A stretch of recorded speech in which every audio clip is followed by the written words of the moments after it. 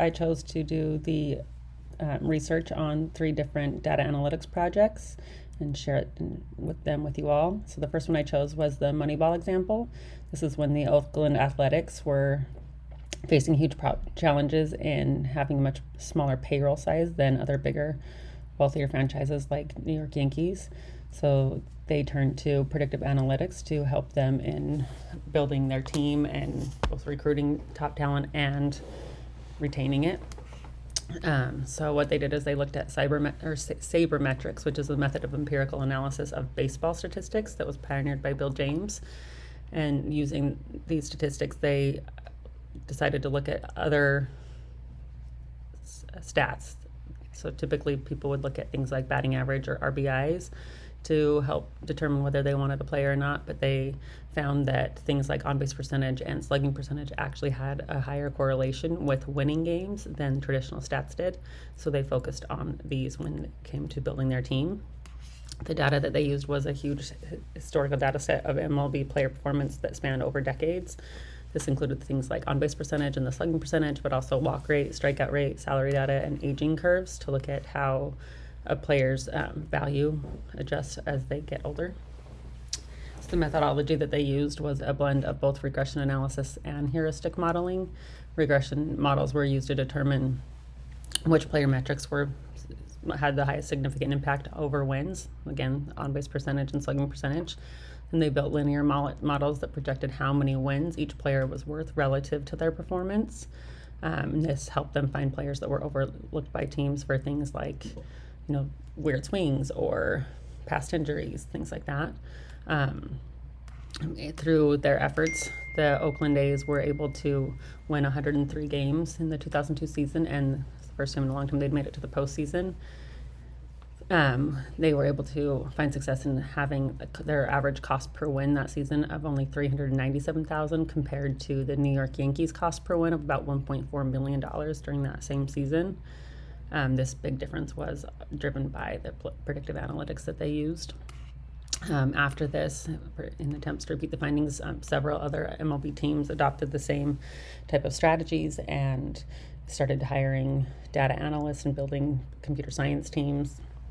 The Boston Red Sox that year, through employing those same strategies, were able to end their 86-year World Series drought.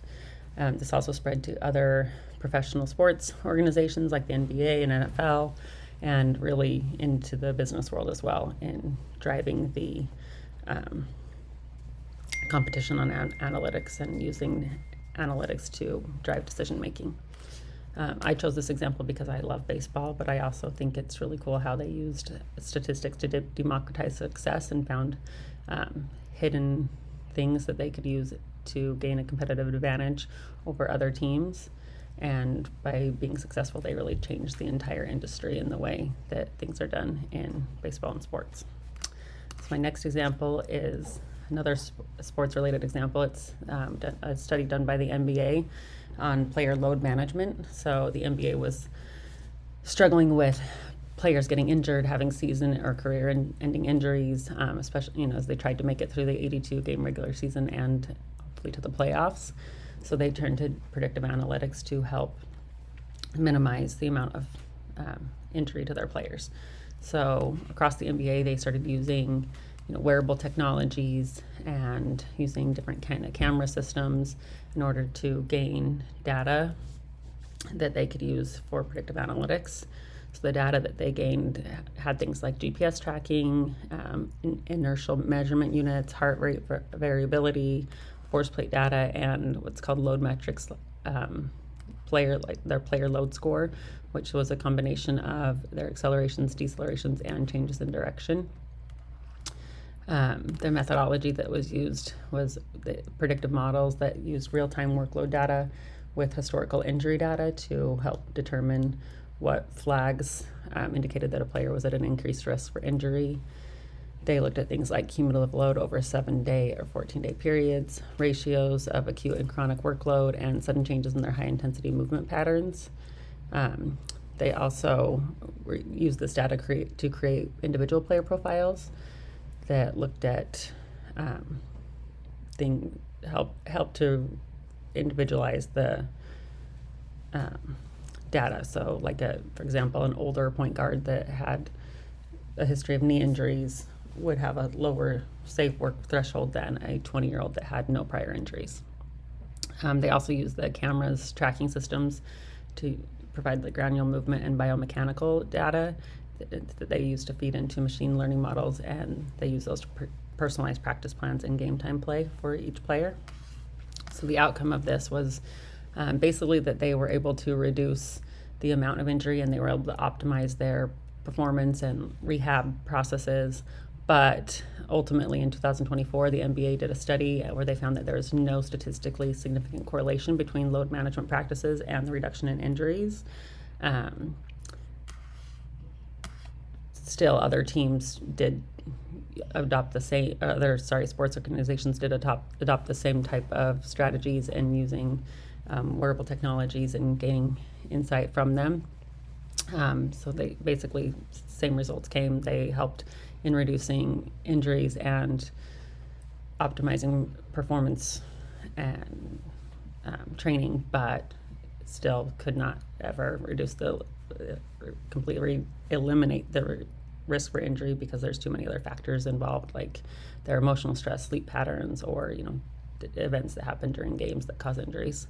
So I chose this example because I do like the sports, but I also like how this showed that the power of data analytics, but also that there are limitations to it. There's and there's a lot of other factors involved in a scenario. You can't use predictive analytics to predict with 100% accuracy whether a player is going to get injured or not.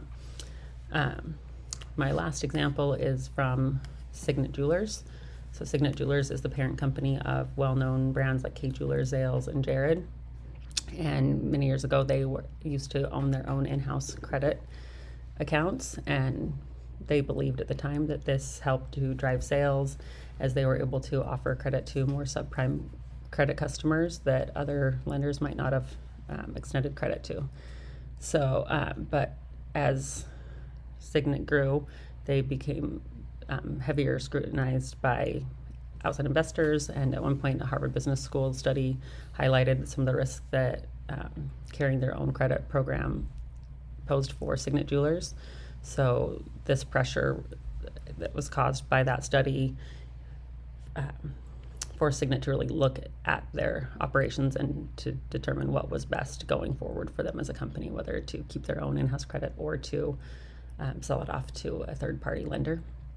So they looked at the data that they had from their internal credit practices to determine what they should do. So they looked at things like FICO scores and credit risk tiers. So they broke those down into like prime, near prime, or subprime categories, payment behavior histories, delinquency rates, charge-off rates, loss severity, and they took that data and they applied it to descriptive analytics, predictive risk modeling, and scenario analysis to help them in their decision making. So in the scenario analysis, for example, they looked at things like what would happen if there was a 2% rise in unemployment or a 5% drop in consumer spending. Do these subprime customers, what was the risk financially for the company if these subprime customers defaulted on their payments? So ultimately, they found that the perceived increase of profitability from extending credit to these types of customers actually posed too much of a risk, and they didn't have as much profitability once they actually accounted for their defaults of payments. So the outcome of this was that Signet announced the sale of its $1.3 billion prime credit profile to a company called Alliance Data Systems, and then they also partnered with Genesis Financial Solutions to help still target those subprime customers and giving them the option to be able to be approved for a credit account. Other companies after this tried to do the same type of thing. Some had success and some had failure. One thing that led to Signet's success was how they managed the transition and making sure that they still could find a solution for these subprime lending for these customers. So this case really illustrated that predictive analytics alone could guide a financial strategy, but successful execution is required, and strong customer communication and vendor relationship management is a must.